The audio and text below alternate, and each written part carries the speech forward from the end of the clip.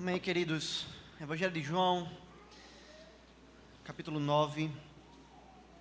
À medida que você encontrar o texto em reverência à palavra do Senhor, se coloque em pé, que nós possamos acompanhar a leitura.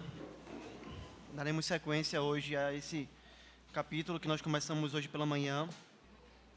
Você que nos visita, nós pegamos a palavra de Deus em sequência. Nós vimos hoje do versículo 1 ao 5, de maneira que nós iremos fazer a leitura do versículo 6 ao versículo de número 23. Acompanhe na sua Bíblia aquilo que a palavra do Senhor diz. Dito isso, cuspiu na terra e, tendo feito lodo com a saliva, aplicou aos olhos do cego, dizendo-lhe: vai, lava-te no tanque de Siloé, que quer dizer enviado. Ele foi, lavou-se e voltou vendo. Então os vizinhos e os que dantes o conheciam de vista, como mendigo, perguntavam: não é este o que estava sentado pedindo esmolas? Uns diziam: é ele. Outros: não, mas se parece com ele. Ele mesmo, porém, dizia: sou eu. Perguntaram-lhe, pois: como te foram abertos os olhos? Respondeu ele: um homem chamado Jesus fez lodo, untou-me os olhos e disse-me: vai ao tanque de Siloé e lava-te. Então fui, lavei-me e estou vendo. Disseram-lhe, pois: onde está ele? Respondeu: não sei. Levaram, pois, os fariseus, o que dantes fora cego, e era sábado, o dia em que Jesus fez o lodo e lhe abriu os olhos. Então os fariseus, por sua vez, lhe perguntaram: como chegar a ver? Ao que ele respondeu: aplicou lodo aos meus olhos, lavei-me e estou vendo. Por isso alguns dos fariseus diziam: este homem não é de Deus, porque não guarda o sábado. Diziam outros: como pode um homem pecador fazer tamanhos sinais? E houve dissensão entre eles. De novo perguntaram ao cego: que dizes tu a respeito dele, visto que te abriu os olhos? Que é profeta, respondeu ele. Não acreditaram os judeus que ele fora cego e que agora via, enquanto não lhe chamaram os pais, e os interrogaram: e é este o vosso filho, de quem dizeis que nasceu cego? Como, pois, vê agora?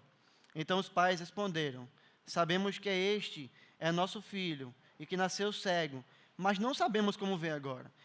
Ou quem lhe abriu os olhos? Ou também não sabemos. Perguntai a ele, idade tem, falará de si mesmo. E isso disseram seus pais, porque estavam com medo dos judeus, pois estes já haviam assentado que se alguém confessasse ser Jesus o Cristo, fosse expulso da sinagoga. Por isso é que disseram os pais: ele idade tem, interrogai-o. Amém. Pode sentar. Oremos mais uma vez. Acabamos de ler a tua lei, Senhor. Iremos meditar durante um bom tempo nela. Por misericórdia, graça e bondade do Senhor, ensina-nos, Deus. Olha para os nossos corações hoje. E se aprover o Senhor, faz o maior milagre que o Senhor faz na vida do ser humano. Salva pessoas aqui hoje. Salva pessoas que possam estar assistindo na internet. Transforma a nossa vida, Senhor. Nos leva a enxergarmos mais e mais a luz do precioso Filho Teu, o Senhor Jesus, Deus. Usa-me como instrumento das Tuas mãos, mas que toda honra, glória e louvor sejam dadas somente ao Senhor. Nós cremos no Teu Espírito, nós confiamos no Teu Espírito. Nós sabemos que a Tua palavra só pode ser aplicada no nosso coração por meio do Teu Espírito. E nós sabemos que quando o Senhor age, não há ninguém que possa impedir. Então, a despeito da nossa miserabilidade, da nossa pecaminosidade, trata nosso coração hoje. Seja gracioso conosco, Deus, em nome de Cristo. Nós te pedimos, nós te imploramos, nós rogamos ao Senhor, confiados em Ti, Deus. Amém. Amém. Queridos, nós vimos hoje pela manhã o versículo 1 até o versículo 5, e nós vimos que o Senhor Jesus, Ele se importou com um homem que era cego de nascença. Enquanto os apóstolos olharam para esse homem e quiseram ali discutir teologia, nós vimos que o Senhor Jesus se portou com aquele homem, ainda que tendo respondido a pergunta dos apóstolos, também tratou aquele homem, curou aquele homem. E nós aprendemos então que nós precisamos ter uma excelente teologia, mas que essa teologia, ela precisa virar prática na nossa vida, ela precisa descer ao nosso coração e ela precisa transbordar em frutos que mostram que de fato nós estamos vivendo aquilo que nós temos aprendido da parte do Senhor. E nós vimos que o Senhor então, com um coração muito amoroso, um coração muito misericordioso, se portou com aquele homem, física e espiritualmente. E nós entramos justamente então no momento agora em que Cristo vai curar a esse homem. E é isso que esse texto nos mostra. Mas perceba, nós não vamos ver que Jesus apenas curou o homem. Nós vemos também que Jesus, além de curá-lo, deu uma mensagem a esse homem. Veja os versículos 6 e 7, como essa realidade está clara no texto. Dito isso, cuspiu na terra, e tendo feito lodo com a saliva, aplicou aos olhos do cego, dizendo-lhe: vai, lava-te no tanque de Siloé. O que quer dizer Siloé, irmãos? O que quer dizer enviado? Ele foi, lavou-se e voltou vendo. Ora, por que o Senhor curou esse homem dessa maneira? Essa é a pergunta que muitos se fazem, não é? Talvez você, quando já leu esse texto, parou e ficou coçando a cabeça e pensando: por que Jesus cuspiu no chão? Por que ele fez lodo? E por que ali ele passou essa lama no olho do homem? Por que o Senhor Jesus não simplesmente chegou para esse homem e disse: olha, você está curado, abra seus olhos? Será que aquilo, algumas pessoas pensam, né? O cuspe misturado com aquela terra daquele local teria um poder medicinal que iria curar aquele homem? Será que era essa a realidade? Com toda certeza não, queridos irmãos. Nós sabemos muito bem que saliva e terra não tem poder nenhum para poder curar a cegueira de quem quer que seja. Perceba então, nós não sabemos o porquê do Senhor Jesus escolher saliva e terra. Isso é algo que nós podemos ler o texto e não vamos ter um porquê. Mas o texto nos mostra o porquê de Jesus ter curado o homem dessa forma. Jesus não curou esse homem instantaneamente, dizendo a esse homem: abra os seus olhos agora e enxergue, porque o Senhor tinha um propósito, um objetivo muito maior com a cura desse homem. Jesus queria deixar para esse homem, e também para nós hoje, como povo de Deus, uma mensagem muito preciosa, a mensagem de que ele é um enviado de Deus. Entenda, um homem olhou ali, esperou ali e sentiu Cristo colocando a lama nos seus olhos, e agora ouviu Cristo dando uma ordem para ele: você vai ter que ir até um determinado tanque, e você vai ter agora que se lavar nesse tanque. Perceba o que esse homem precisou fazer. Esse homem precisou ter fé, não é verdade? Em todo momento ele precisou depositar uma crença naquele que estava falando com ele. Perceba, o cego precisou sentir a lama tocando nos seus olhos e dizer: olha, tem algo acontecendo comigo, mas eu vou deixar ele fazer isso, porque eu acredito que ele tem poder para me curar. Como é que você reagiria nessa situação? Imagine se um homem que você nunca viu, você sendo cego, chegasse até você e dissesse: olha, eu vou cuspir no solo agora, e eu vou passar a lama do cuspe nos seus olhos, e eu vou agora curar você. Como é que você iria reagir? Como é que você iria se comportar? Você primeiramente teria que ter fé, não é verdade? Esse cara deve saber o que ele está fazendo. Parece muito estranho, parece meio sem sentido, mas ele deve saber o que ele está fazendo. Só que a ordem não parou aí. Esse homem precisava continuar acreditando na cura durante o caminho que ele teria para ir até um determinado tanque. Ele não poderia chegar em um determinado momento e dizer assim: eu não aguento mais isso. Que bobeira eu estou fazendo. Olha a minha situação, eu já estou cego, eu estou passando vergonha aqui no meio de todo mundo, andando com os meus olhos sujos de lama de cuspe. Me dá água, por favor. Me lava. Tira isso dos meus olhos. Veja, ele não poderia fazer isso. Se ele tivesse fé, ele teria que andar, ele teria que ser levado, ele teria que ser conduzido a um determinado lugar. E onde é que Jesus mandou que esse homem fosse? a um tanque chamado de Siloé. E o próprio texto nos mostra a razão disso. Porque o nome desse tanque quer dizer o quê? Enviado. Essa era a principal coisa que Jesus queria fazer com esse homem. Nós olhamos para esse milagre, e nós pensamos que a principal coisa que Cristo queria fazer era abrir os olhos dele, mas não é a realidade. Jesus queria fazer algo muito maior. Jesus queria curar um homem de uma cegueira muito maior. O Senhor Jesus queria fazer algo muito além da visão desse homem. O Senhor Jesus queria que esse homem entendesse, compreendesse e cresce que ele é um enviado de Deus, um Messias, o Cordeiro de Deus que tira o pecado do mundo, porque é esse o nome que aquele tanque tinha, meus irmãos. E essa foi a poderosa mensagem que o Senhor Deus deu àquele homem, no início do maior milagre que ia acontecer na sua vida, a sua salvação. E você consegue parar e perceber como nós devemos aprender com Cristo nesse aspecto. Muito se tem falado hoje, não é verdade?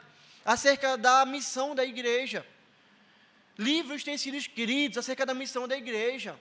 Homens têm se levantado para falar sobre a missão da igreja. Igrejas novas têm surgido, achando que apenas elas cumprem a missão da igreja. São homens que muitas vezes se levantam e vão dizer, olha, nós vamos fazer uma realidade diferente, nós vamos fazer uma igreja para o mundo, nós vamos ajudar as pessoas, nós vamos cuidar de todas elas, nós vamos levar a cesta básica, nós vamos cuidar de necessidades físicas, nós vamos trazer médicos, nós queremos mudar a sociedade, nós queremos ver uma sociedade completamente igualitária. E veja, esses homens têm feito isso. E quando a gente começa a checar a caminhada de muitos desses homens, o que é que a gente vê? São homens que apenas estão se importando com o físico das pessoas, a ponto de que foi criada até mesmo uma teologia de missão acerca disso, a teologia da missão integral, que é completamente contrária à Escritura Sagrada. Perceba, quando nós olhamos para esse texto, nós vemos que o Senhor Jesus nos ensina, como igreja, sobre como nós devemos agir no âmbito social, no âmbito das nossas ações sociais. Você consegue ver isso aqui? Porque perceba, o povo de Deus é um povo que ama ao seu próximo como ama quem? A si mesmo. O povo de Deus é um povo, então, que se importa com os outros. Um povo de Deus é um povo que deve sentir a dor dos outros, daqueles que sofrem de enfermidade, daqueles que choram com luto, daqueles que passam fome. Nós não somos chamados, irmãos, em momento nenhum, a sermos indiferentes. Se você acha que o papel da igreja também não está incluso abençoar as pessoas fisicamente, talvez você ainda não entendeu o Evangelho.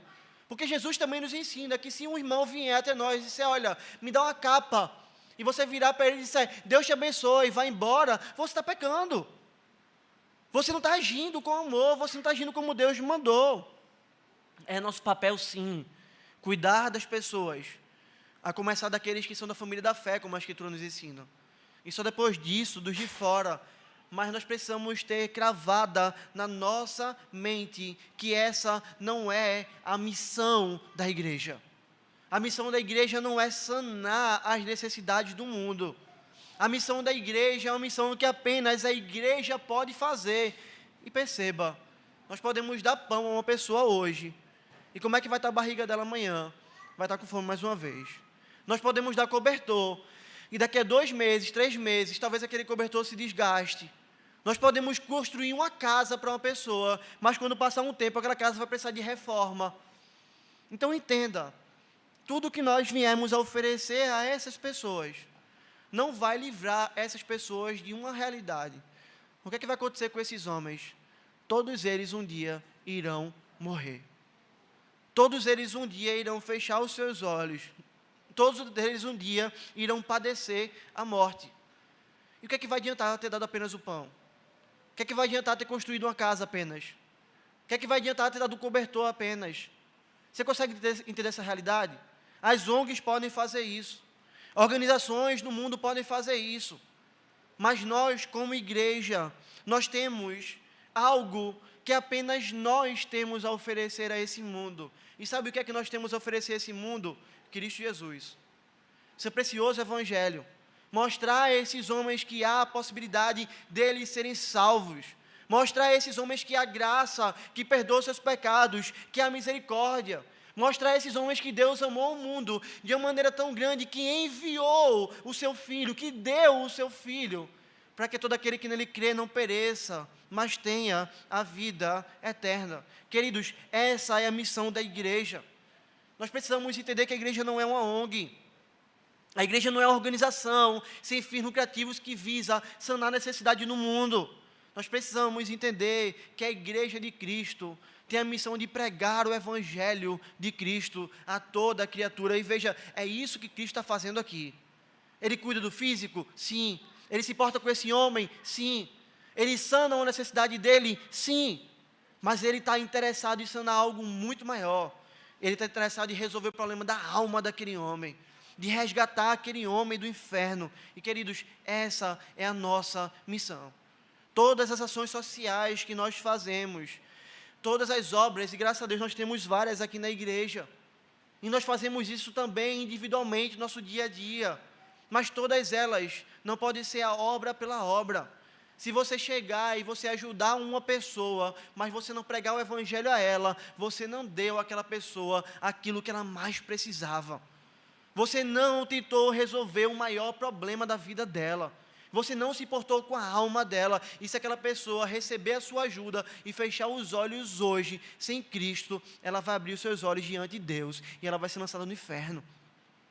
Você entende como Cristo está nos ensinando sobre como deve ser a nossa ação social, sobre como deve ser a nossa vida como igreja?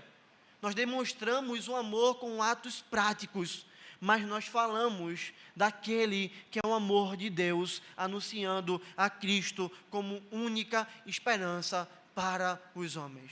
Ainda que nós tenhamos muitas vezes que frustrar os homens, ainda que nós tenhamos muitas vezes até mesmo que irritar a esses homens falando do pecado deles. Uma pessoa pode ir a um médico e dizer: eu não gostei que você me deu o diagnóstico de câncer. Mas se o médico deu esse diagnóstico, ele pode dar um remédio agora. E é isso que nós temos que fazer com essas pessoas que estão perdidas, que estão longe de Deus. Porque a Escritura nos ensina que todos pecaram, estão destituídos, estão carentes da glória de Deus. Nós temos Cristo, que é o caminho, nós temos Cristo, que é a verdade, nós temos Cristo, que é a vida, aquele que diz que ninguém vai ao Pai se não for por Ele. Jesus cura um homem, mas Jesus manda ele a um tanque que demonstrava quem Ele é. Vá àquele tanque, que quer dizer enviado, porque eu sou enviado de Deus para perdoar os seus pecados. Eu sou enviado de Deus para te salvar da morte eterna. Eu sou enviado de Deus para te dar a vida eterna. E nós precisamos entender isso, irmãos. Mas o texto não para por aí. Ele nos mostra que o maior milagre, então, que Deus pode fazer na nossa vida, não é fazer um cego enxergar, mas é de fato nos dá algo muito, mas muito maior. Observe o versículo 8 ao 13. Então os vizinhos e os que Dante conheciam de vista, como mendigo, perguntavam: não é esse o que estava sentado pedindo esmolas? Uns diziam: é ele. Outros: não, mas se parece com ele. Ele mesmo, porém, dizia: sou eu. Perguntaram-lhe: pois, como te foram abertos os olhos? Respondeu ele: um homem chamado Jesus fez lodo, untou-me os olhos e disse-me: vai ao tanque de Siloé e lava-te. Então eu fui, lavei-me e estou vendo. Disseram-lhe, pois: onde está ele? Respondeu: não sei. Levaram, pois, aos fariseus o que dantes fora cego. Outros personagens, então, agora entraram em cena, você percebeu? Quem são esses? Os vizinhos daquele homem, pessoas que o conheciam. E eles passaram por aquele homem, viram aquele homem enxergando, imagine a cena, né? Você sempre vê aquele homem sentado ali pedindo esmola, jogado no chão. Agora você passa e vê aquele homem andando, vê aquele homem falando, vê aquele homem cumprimentando as pessoas. E eles olharam e disseram: será que é esse, aquele que era cego? Alguns viraram e disseram: não, é alguém parecido com ele. Não, não é ele não. Outros vão dizer: não, é ele sim. Até que esse homem vira e vai dizer: sou eu. Vocês estão falando de mim? Estão perguntando: sou eu mesmo. Eu agora estou enxergando. Vocês não estão errados, vocês não estão vendo coisas não, algo aconteceu, sou eu.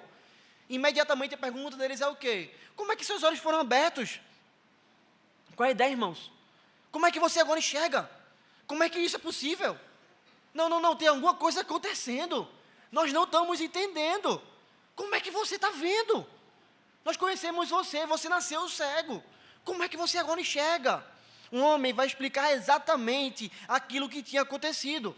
Vai falar que Jesus fez lodo, que colocou nos olhos dele, que mandou ele se lavar naquele tanque determinado, o tanque de Siloé, mostrando de fato aquilo que aconteceu. E agora nós vemos então esse homem que foi curado ser levado até os fariseus. Veja, até essa altura, você consegue perceber que nem o cego e nem as pessoas que estavam vendo aquele milagre conseguiram compreender o que Cristo tinha feito para demonstrar quem Cristo era. Você consegue perceber que essas pessoas olhavam para esse cego e não conseguiam agora olhar para Cristo e crerem nele. Eles estavam vendo um milagre. Na frente dele, algo impossível. Mas veja, não tem nada e absolutamente nada no texto que demonstra que esse homem e que essas pessoas que estavam com ele tinham uma fé salvífica em Cristo. O coração dessas pessoas não foi mudado por causa do milagre. Nem mesmo o coração do cego havia sido mudado ainda por causa do milagre. Ele só teve fé que Cristo poderia curá-lo, mas ele ainda não tinha fé em Cristo como o Senhor e como o Salvador da sua vida. O homem não disse nada a respeito disso. Você conseguiu ver isso no texto? Ele não vira agora e exalta a Deus. Quando perguntou a ele, como é que você foi curado? Ele não virou e disse, o Filho de Deus, o Cordeiro de Deus que tira o pecado do mundo, me curou. Aquele que é Deus, o Todo-Poderoso, fez isso para comigo. Não, ele não fez nada. Nem essas pessoas viraram e disseram, olha, mostre quem é esse Cristo, porque se alguém abrir os olhos do cego, tem que ser o Messias. Nós queremos conhecê-lo, nós queremos falar com ele, nós queremos seguir a ele. Essas pessoas também não fizeram nada disso. E o que é que nós aprendemos com essa situação, irmãos? Que milagres de cura, de multiplicação de pães, de peixe, de acalmar uma tempestade, ou qualquer outro milagre, não é maior do que o milagre da salvação. Sabe por quê? Porque mesmo que isso tenha acontecido, nós vemos que o coração do homem é tão duro, mas tão duro, que se Deus não fizer um milagre na sua vida, operando grandiosamente, diretamente na sua vida, dando vida a Ele, um milagre sozinho não poderá levar esse homem à fé. Um milagre sozinho não poderá gerar fé no coração do homem. E não é diferente daquilo que nós vemos nesses homens, daquilo que nós vemos hoje em dia, não é? É assim que muitas pessoas vivem ainda hoje. Você conhece alguém assim? Pessoas que viram para você e vão dizer, se eu ver um milagre, eu vou acreditar. Conhece? Se uma montanha sair de um lugar e for para o outro, eu vou crer. Se Deus me curar dessa enfermidade, eu vou acreditar. Se Deus livrar meu filho disso, eu vou acreditar em Deus. Se Deus curar meu pai, eu acredito em Deus. Nós temos pessoas assim hoje, não é? Mas eu quero dizer para você, essas pessoas podem até receber um milagre. Essas pessoas podem até presenciar um milagre. Mas se Cristo não agir no coração delas, elas vão olhar para o milagre e elas vão dizer, sabe o quê? Esse negócio de Deus não é verdade não, eu estava enganado. Foi a medicina, foi o remédio que o médico deu.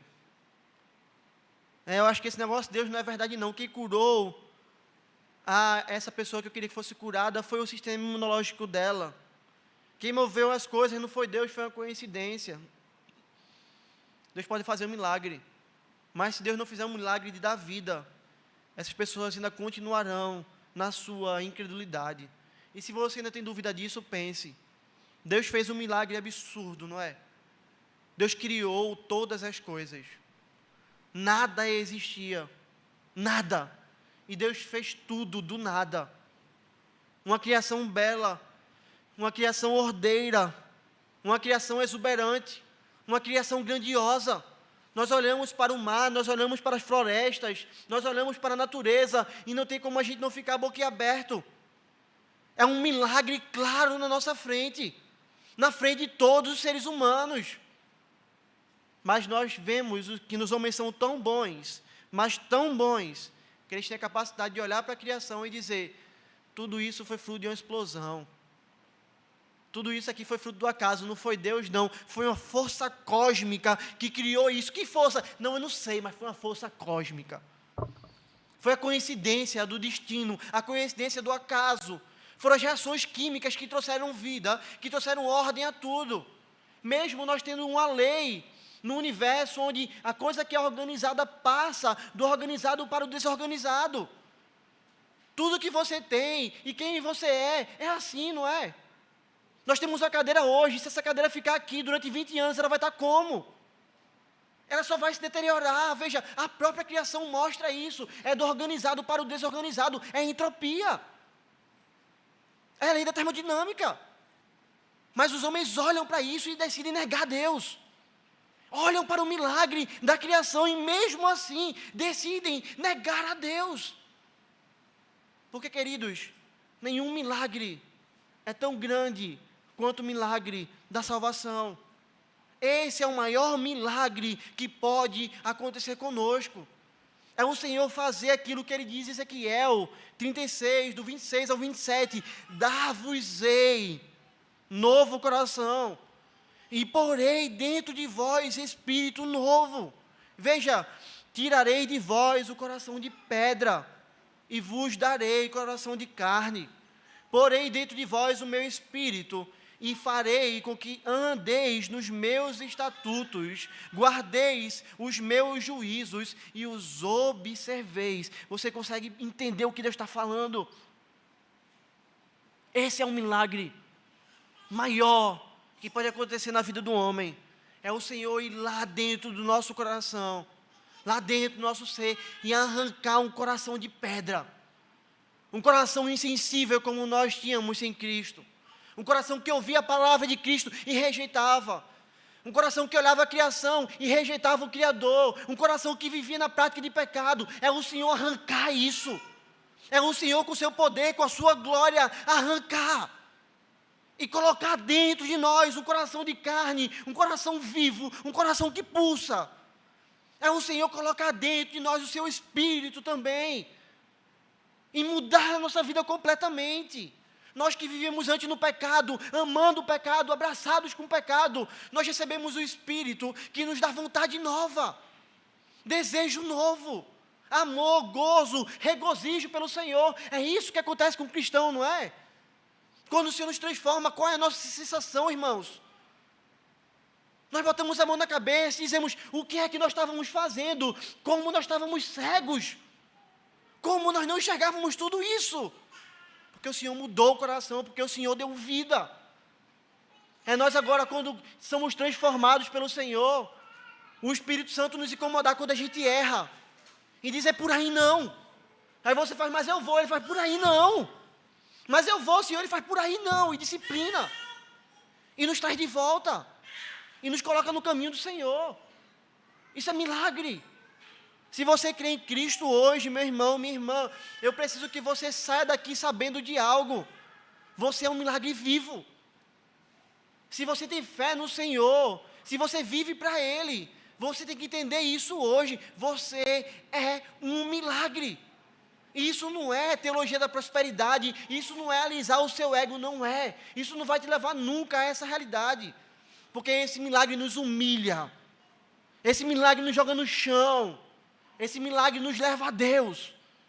Quando nós entendemos que nós somos um milagre, não é porque nós éramos bons, não é porque a gente ofereceu nada a Deus para que Deus fizesse isso, não. É graça, é pura graça.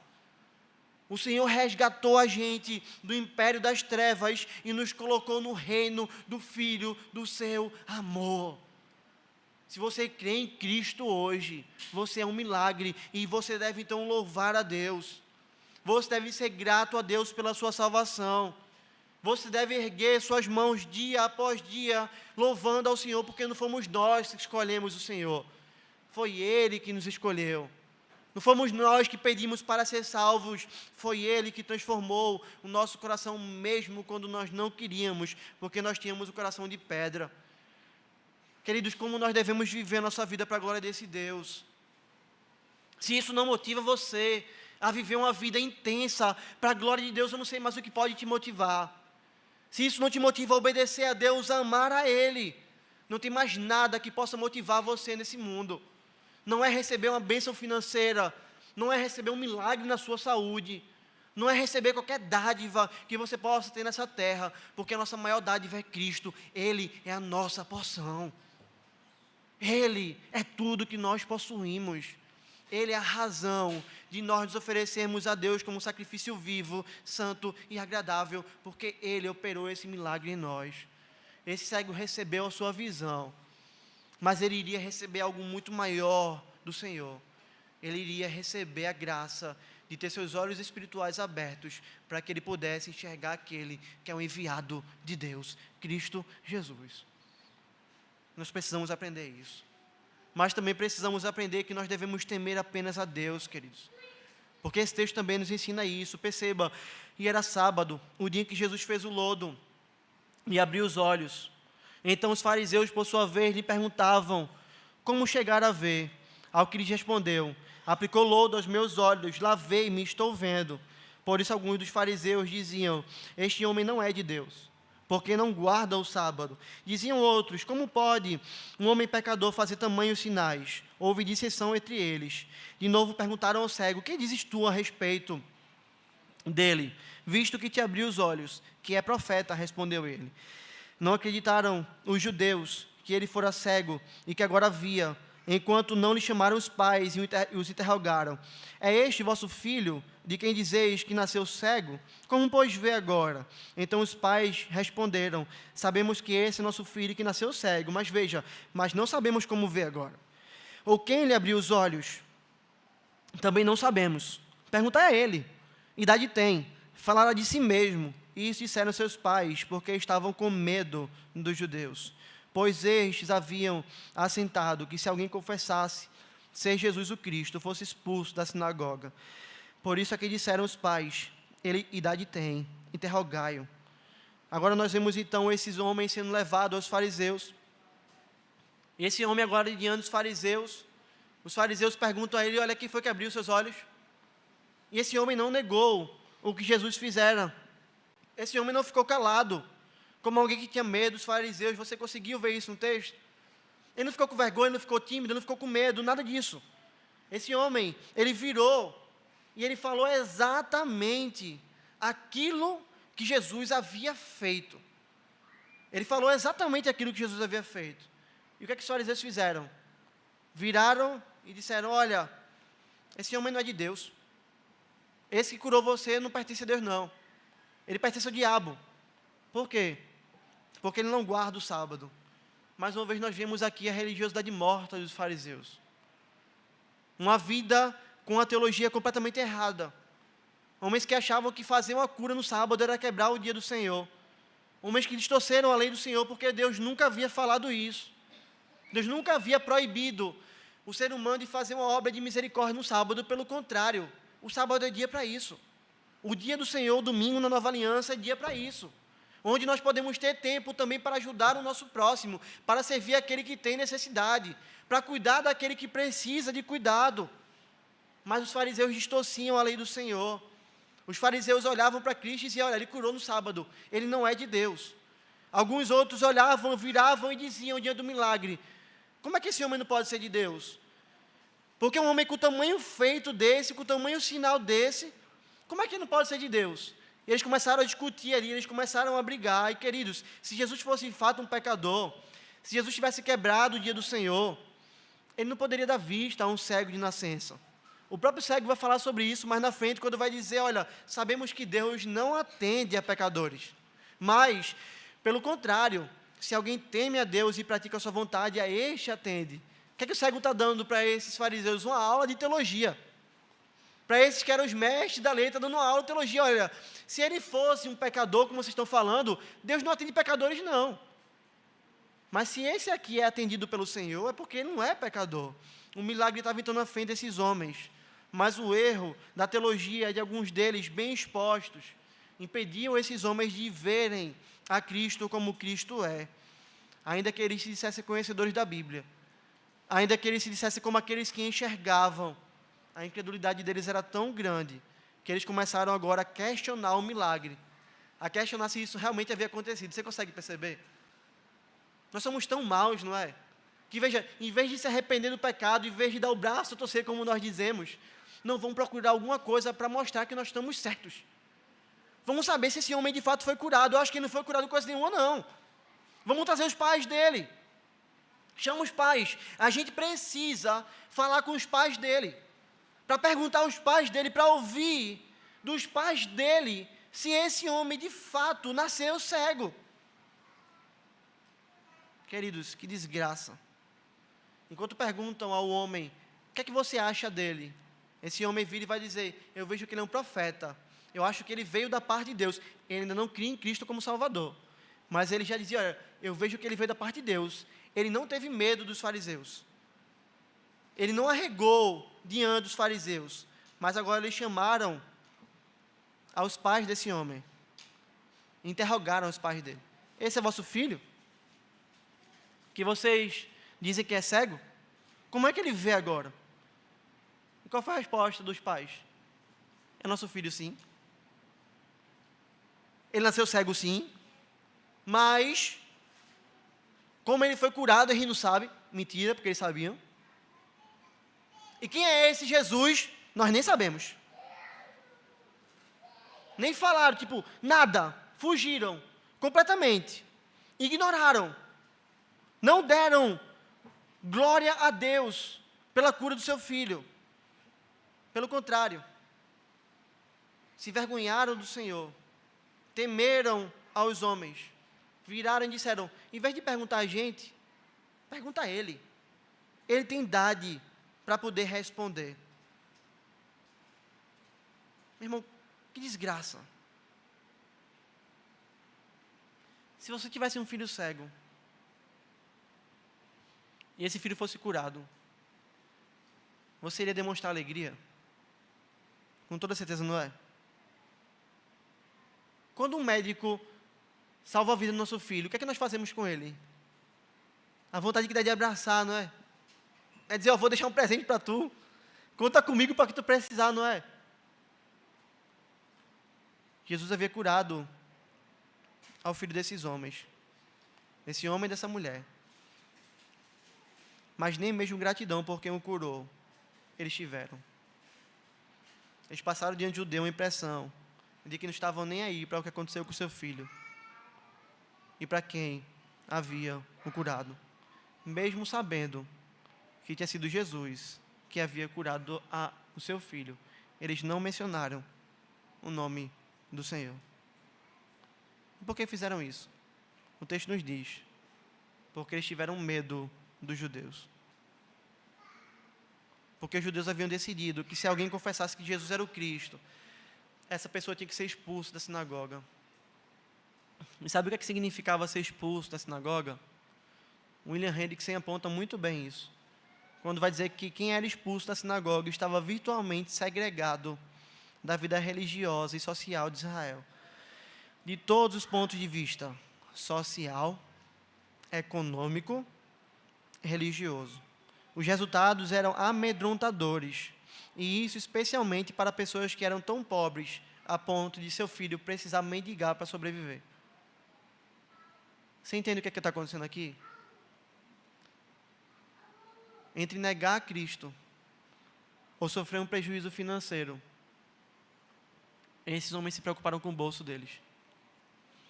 Entre negar a Cristo e passar uma vergonha, esses homens se preocuparam com a reputação deles. Entre negar a Cristo ou ser excluído da sociedade, esses homens preferiram excluir Cristo da vida deles. E sabe o que é isso? Isso é aquilo que na teologia nós chamamos de temor de homens. Temor de homens é quando nós tememos mais aos homens do que a Deus. E todas as vezes que nós fazemos isso, nós demonstramos a nossa incredulidade.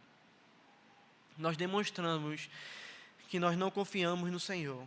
Nós demonstramos que nós colocamos a nossa confiança em meros homens mortais e não em Deus. Nós demonstramos que nós amamos mais as coisas desse mundo do que ao Senhor. Foi isso que esses homens aqui fizeram. Esse casal fez. Será que nós temos caído, irmãos, no temor de homens? Será que o temor de homens é algo que está no nosso coração? Será que nós temos vivido essa mesma perspectiva? Porque nós vemos isso várias vezes na Escritura. Falar dos outros é muito fácil, não é? Olhar para esses homens e dizer, eles deviam ter dado glória a Deus, é muito fácil, não é? Coloque isso na sua vida. Pense como anda a sua vida, porque veja, há muitos aspectos na nossa vida em que o temor de homens se revela. Há muitos aspectos na nossa vida em que o temor de homens exala, é visto, é sentido. Você quer perceber algumas coisas? Nós tememos aos homens quando nós deixamos de pregar o Evangelho por medo do que vão falar de nós ou do que vão fazer conosco. Isso às vezes é na sua empresa, isso às vezes é no seu bairro, isso às vezes até mesmo na sua família, isso às vezes é na sua universidade. Se eu pregar o Evangelho aqui, eu vou ser reprovado. Se eu falar que eu sou um cristão, eu não vou passar na cadeira, eu vou ser demitido. Veja, isso é temor de homens. Temor de homens é visto quando nós enganamos o cliente no trabalho, para que a gente não seja demitido. Quando seu patrão manda você mentir, para que você não perca aquela venda. Porque se você perder aquela venda, você vai ser demitido. E você dá o braço a torcer e teme ao homem e mente. E isso é pecado. Nós tememos aos homens quando nós estamos numa roda de amigos e nós rimos de uma piada imoral. KKKK, por quê? Porque se eu não rir, eles vão me achar que eu sou um radical religioso. Eu vou me juntar a eles agora, eu vou me assentar um pouquinho na roda dos escarnecedores. Por quê? Porque eu não quero que eles achem que eu sou um radical. Nós tememos aos homens quando nós não defendemos a nossa fé diante dos ataques dos ímpios. Nós tememos aos homens quando muitas vezes nós não sabemos dizer não. E tem aquela situação em que você está tão atarefado, não é? E que alguém pede algo para você. E você simplesmente responde, eu vou fazer. Por quê? Porque você quer agradar aquela pessoa. Mas você sabe que aquilo vai tirar tempo de você discipular seu filho, de você cuidar de outra coisa que realmente importava. Você responde isso, sabe por quê? Não pensando na glória de Deus, mas pensando em agradar os homens. E isso é temor de homens. São coisas grandes, são coisas pequenas que revelam o nosso coração. Nós tememos aos homens quando nós não queremos que eles descubram que nós somos cristãos. E recentemente eu conversava com uma irmã que dizia, pastor, você precisa conversar com um irmão, porque ele é um crente 007. E eu ri da expressão, mas é lamentável. Porque é um crente 007, é aquele crente que ninguém sabe que é crente. A sua vida é assim no seu trabalho? A sua vida é assim no seu bairro? Porque veja, no reino de Deus não tem espaço para isso. Se você nega a Deus diante dos homens, o Senhor te nega diante do Pai. Você consegue entender isso? Esse temor de homens. Nós tememos aos homens quando nós negociamos os nossos valores. Quando por qualquer coisa, sejam valores que sejam muito expressivos ou valores menos expressivos, nós negociamos eles para agradar os homens. Nós caímos em qualquer tipo de pecado. Nós tememos aos homens quando nós colocamos a nossa esperança no governo e não em Deus. E nos desesperamos durante uma crise política. Isso mostra que nós temos temido a homens. Nós tememos aos homens quando nós estamos mais preocupados com a nossa reputação do que com o Evangelho. Nós tememos aos homens, pasmem, quando nós somos tímidos. Timidez não é algo bom. Pastor, eu sou tímido, me respeite porque eu sou tímido. Não é questão de respeito, eu preciso te ajudar, diante da palavra de Deus. Timidez é simplesmente temor de homens. Porque você deixa de fazer coisas que você poderia fazer para glorificar a Deus, porque você tem vergonha. Você consegue entender isso? Como é que você pode ser tímido e glorificar a Deus com tudo que você tem? Não, pastor, não fala em público. Por que você não fala em público? Porque tem vergonha das pessoas. Você deixa de abençoar aquelas pessoas que são seu público. Não, pastor, eu não exorto aquela pessoa. Por quê? Porque eu sou tímido. Você deixa a pessoa no seu pecado. Não, pastor, eu não trabalho na igreja porque eu entro, sento e saio, porque eu sou tímido. Você deixa o corpo de Cristo sem seu dom e talento ser usado. Timidez é temor de homens. Timidez é pecado, irmãos. Talvez você nunca ouviu isso. Mas quando você é tímido, você está sendo orgulhoso. Porque você está pensando em quem? Em você próprio. Nós achamos que o tímido é uma pessoa humilde, não é? Está vendo? Tão caladinho, tão quietinho no canto dele. Não. O tímido é a pessoa mais orgulhosa que tem. Por quê? Porque ela só se preocupa com o que os outros vão pensar acerca dela. Então ela está se preocupando com quem? Consigo mesma. Ela está olhando para o seu coração, para si mesma, para a sua vida, dizendo: não podem rir de mim, não podem zombar de mim, não podem me criticar. Está pensando em quem? Eu. E deixa de glorificar a Deus.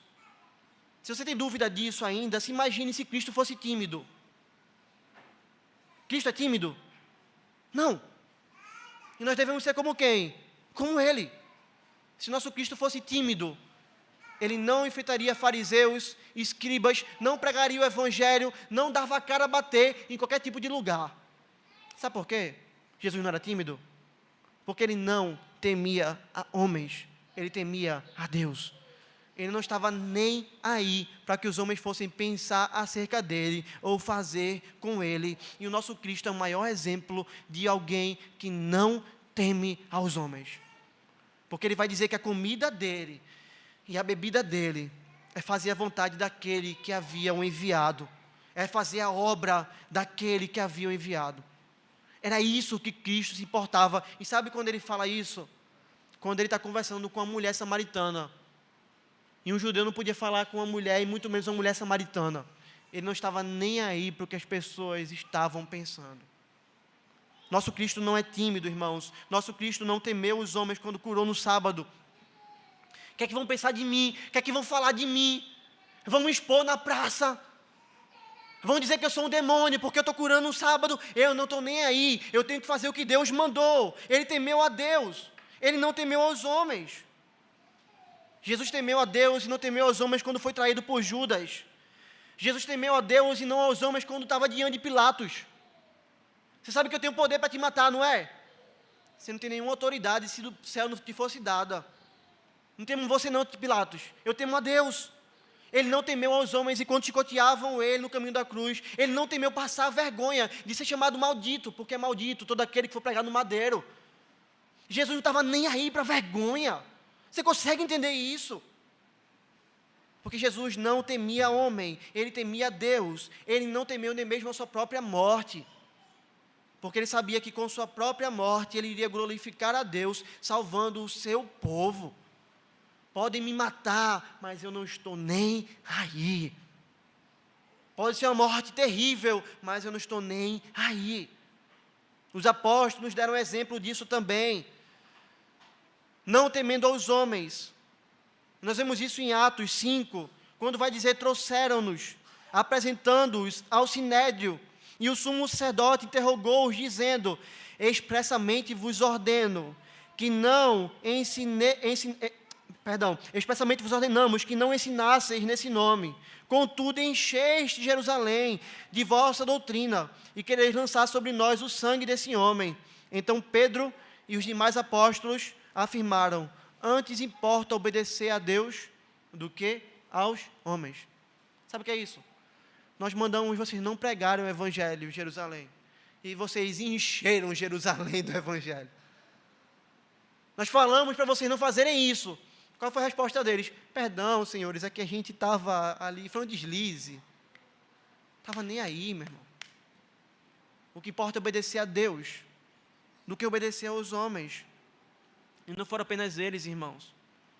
Tantos outros crentes, relatados na Escritura Sagrada, diante dos horrores que eles iriam passar, não cederam ao temor dos homens. Você já leu Hebreus 11?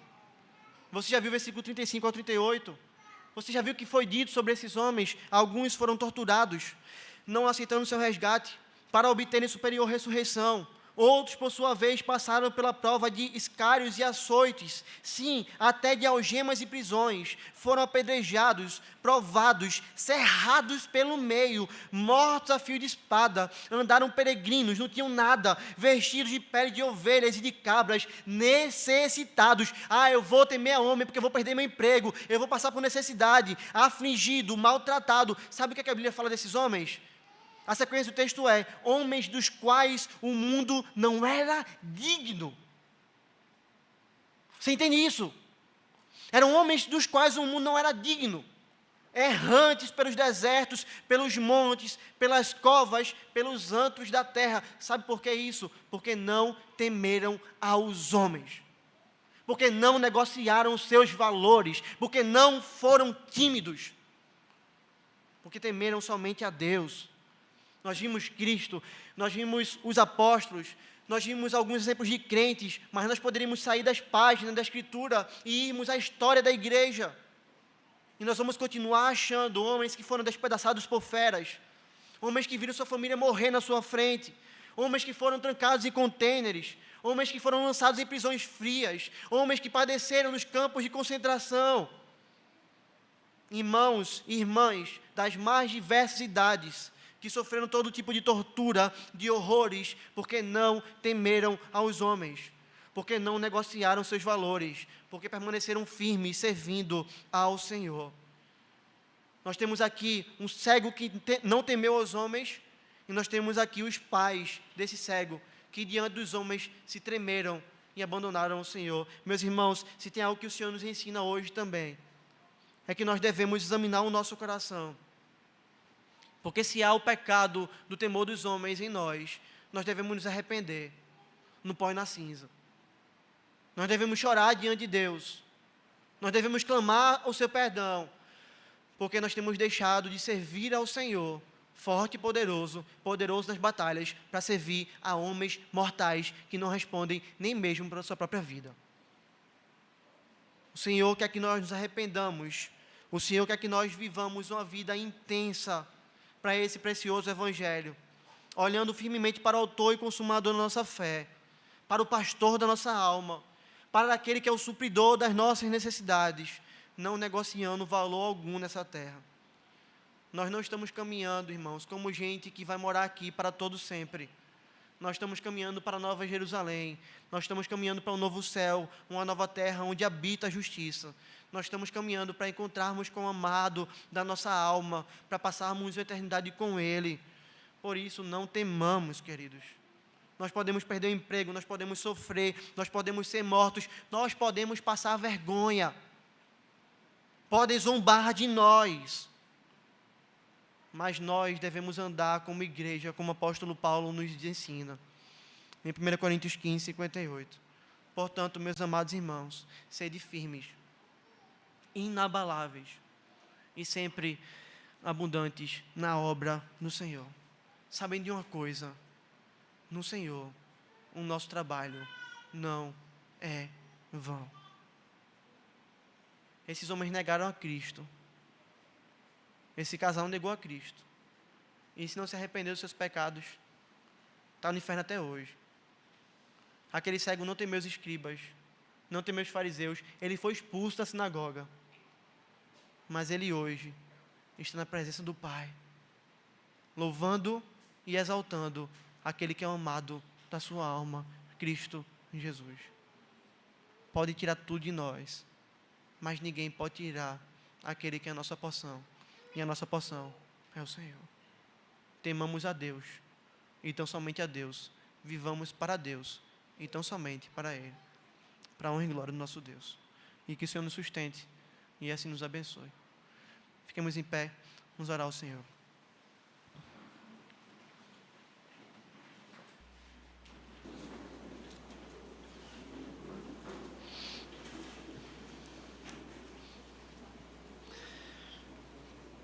Ó bendito Pai, o Senhor sabe das nossas fraquezas, Senhor.